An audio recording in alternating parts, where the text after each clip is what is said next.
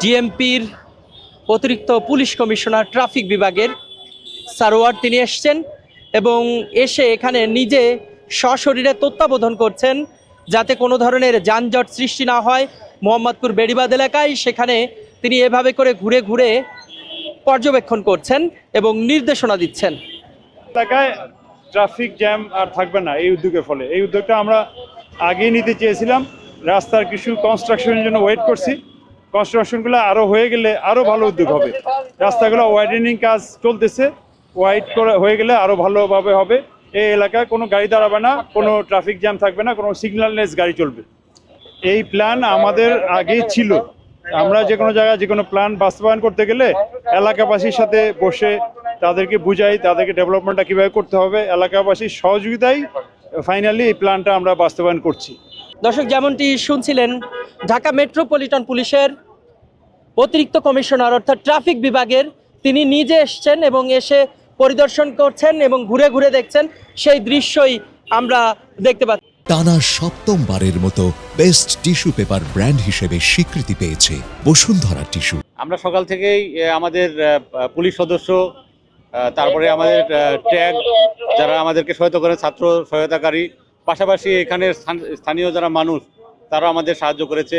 Specially Basila ক্লাবের 65 জন সদস্য সকালে এখানে ছিলেন আমাদের সাথে। তারা সকলে মিলে আমাদেরকে সহযোগিতা করেছেন। এর ফলেই আমরা এই প্রজেক্ট সফলভাবে চালু করতে পেরেছি। স্থানীয় মানুষের আমরা অনেক পজিটিভ রিভিউ পেয়েছি যে এই ধরনের প্রজেক্ট আগে করা দরকার ছিল, কিন্তু আমাদের রাস্তার কন্ডিশনের কারণে আমরা করতে পারিনি। আমরা এই প্রজেক্ট চালু করেছি। আশা করছি এখন থেকে বছিলার যারা মানুষজন আছেন, যারা সম্মানিত বছিলাবাসী, তারা এর সুফল পাবেন এবং দ্রুততম সময়ে তারা গন্তব্যস্থলে পৌঁছাতে পারবেন। আচ্ছা, আপনারা এর আগে দেখেছেন, গতকালকেও দেখেছেন যে এখানে কত অরাজকতা ছিল। আজকে আমরা যখন ডিউটি করতে এসেছি তখন অনেক সাধারণ জনগণ বলছে যে এটা অনেক ভালো হয়েছে এবং এটা কতদিন কন্টিনিউ থাকবে। আমরা চেষ্টা করব যে এটা যেন সারাক্ষণই যতদিন এই ট্রাফিক সিস্টেম আছে যেন চালু থাকে।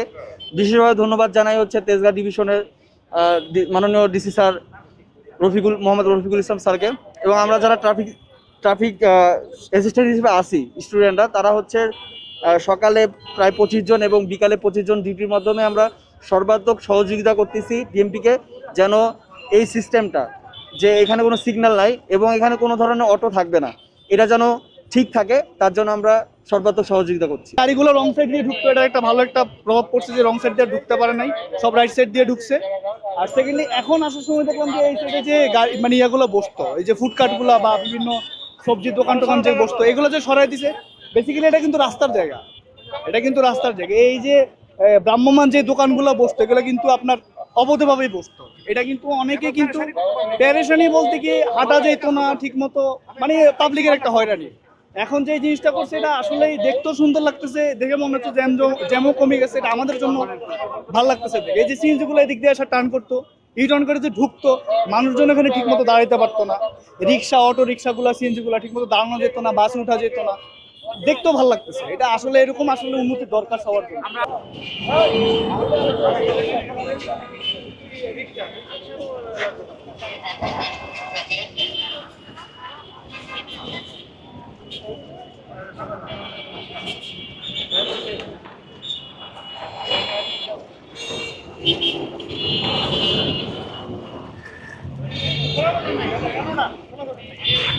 খোলা